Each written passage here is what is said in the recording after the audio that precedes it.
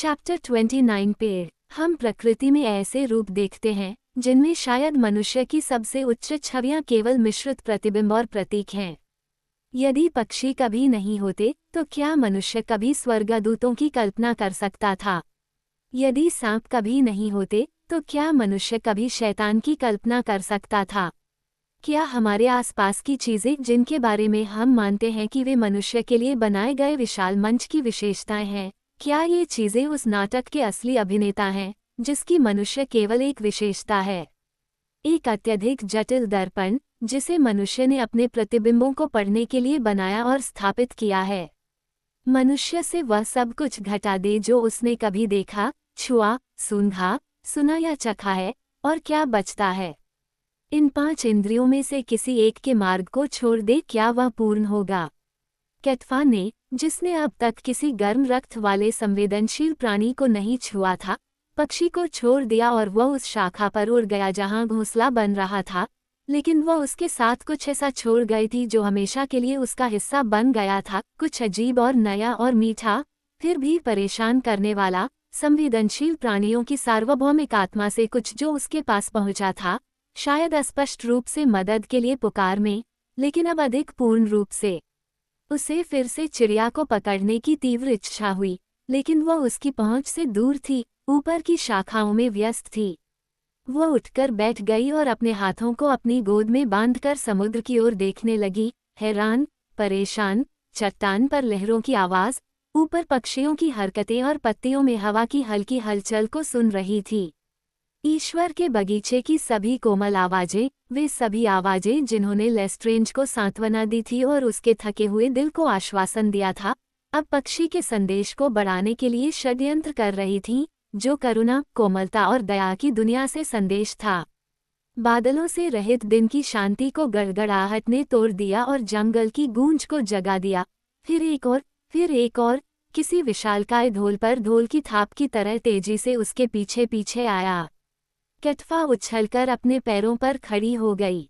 Lagoon का दर्पण सा शांत जल मछलियों से भरा हुआ था, मछलियां उड़ रही थीं, बड़ी बड़ी ड्रीम मछलियां हवा में उछल रही थीं, पालू पानी में तलवारों की तरह दौड़ रही थीं, स्नैपर, गैराफिश, सभी मानो किसी जाल द्वारा पीछा किए जा रहे हों, जबकि अब तेज गड़गड़ाहट और युद्ध की हलचल आ रही थी, जो निकट आ रहा था, समुद्र के टाइटन्स के बीच युद्ध।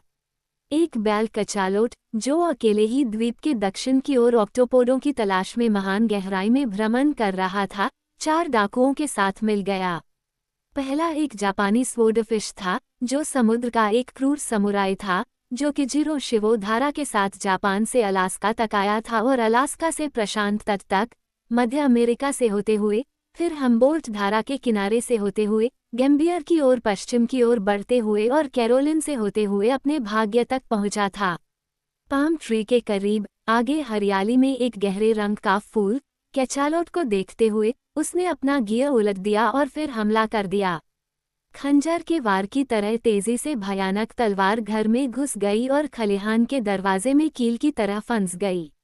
अब वह तलवार, जो फुट टन में गणना की जाने वाली ऊर्जा से संचालित होती थी, जहाज के तख्तों को उसी तरह आसानी से पार कर जाती जैसे चाकू पनीर को पार कर जाता है और उतनी ही आसानी से वापस भी ले ली जाती। 20 वर्षों तक उसने होंडा से लेकर ड्यूसी तक जीवित प्राणियों को चीर डाला और मार डाला, लेकिन इससे पहले कभी भी वह चिपकी नहीं थी। वेल की रीढ़ के नीचे मूंछ तक धंसी हुई तलवार ने तलवारबाज की पूंछ और बड़े पाल जैसे पंखों के सभी प्रयासों का प्रतिरोध किया।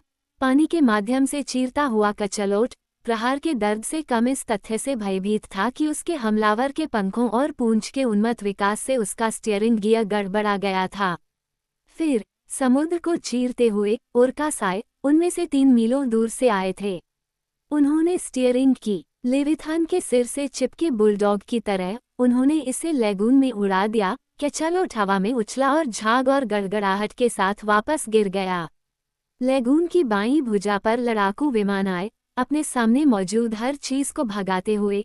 पालू, गारफिश, ड्रीम, कछुए, रे और ईल सभी भागने के लिए दौड़े, बाघों की तरह ओरकास बाएं और दाएं और आगे। शार्क और विशाल डॉगफिश उनके पीछे चल रहे थे, स्वॉर्डफिश को चीरते हुए, जिनके पंख रिबन की तरह थे और जिनकी पूंछ गायब थी।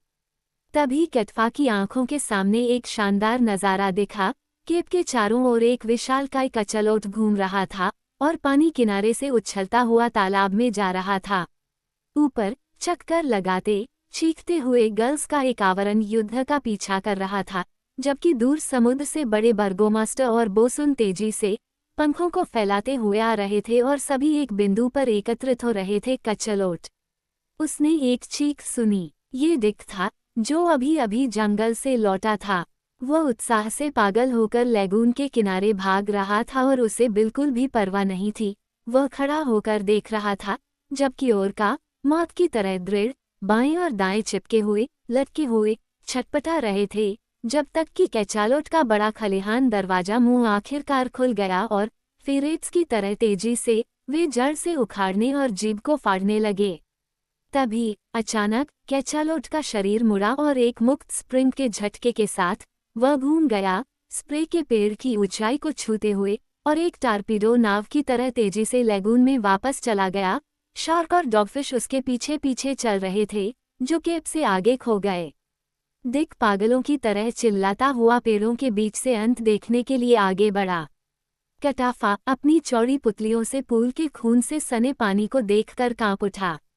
उसने कैरोलिन के बाहरी समुद्र तट से ओरका को एक कैचालोट का शिकार करते और उसे नष्ट करते देखा था और इस दृश्य ने उसे भावशून्य कर दिया था।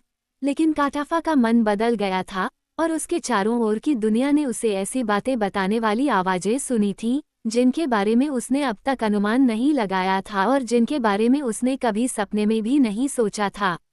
महान लड़ाई ने उसके साथ मामलों को चरम पर पहुंचा दिया था, जो किसी असाधारण तरीके से पक्षियों द्वारा प्रकट की गई गर्म कोमलता और डिक के साथ, जो उसके प्रति असावधान होकर गायब हो गया था, के साथ जुड़ गया था।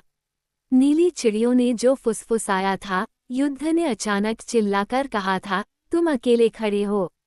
तुम्हारे चारों ओर एक ऐसी दुनिया है जिसके बारे में तुम कुछ नहीं जानते। ये ताओरी की है, तुम कभी भी इसमें प्रवेश नहीं करोगे। उसने पक्षियों की ओर देखा, जो खुश और निर्माण कर रहे थे, उस आतंक की परवाह किए बिना जो अभी अभी गुजरा था और गायब हो गया था। उसने तालाब को देखा, जो अभी भी धुंधला था, इसकी सतह प्रिज्मीय रंगों से चमक रही थी जहां तेल की धारियां फैली हुई थीं।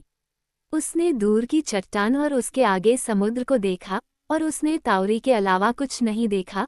वह सुंदर लचीला रूप, वह चेहरा, जो निडर और हमेशा ऊपर की ओर देखता हुआ प्रतीत होता था, वे आंखें जो उसके अलावा सभी चीजों को देखने से भरी थीं।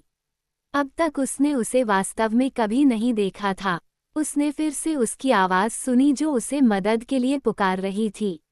नींद में भटकते हुए व्यक्ति की तरह वो लैगून के किनारे से पूर्वी पेड़ों की ओर गुजरी, कुछ भी नहीं देख रही थी, सहज प्रवृत्ति से आगे बढ़ रही थी, मुश्किल से जीवित, भयानक, अचानक और प्राणघातक रूप से आहत। उसके कानों में ऐसी आवाजें भर गईं जैसे उच्च ज्वार के टूटने पर रीफ कोरल की झनकार, कभी टूटी हुई और फैली हुई, कभी उसका नाम पुकारती हुई, स्पष्ट, ताओरी, ताओरी, ताओरी। फिर स्वप्न की स्थिति से बाहर निकलकर वह एक बड़े वृक्ष की ओर मुड़ी। उसने उसे अपनी बाहों में भर लिया, उसे एक जीवित प्राणी की तरह गले लगा लिया और अपना गाल उसकी चिकनी, धूप से गर्म छाल पर टिका दिया और उससे तथा उस महान क्षणिक शांति से चिपक गई जो उसके पीड़ित हृदय में आ गई थी।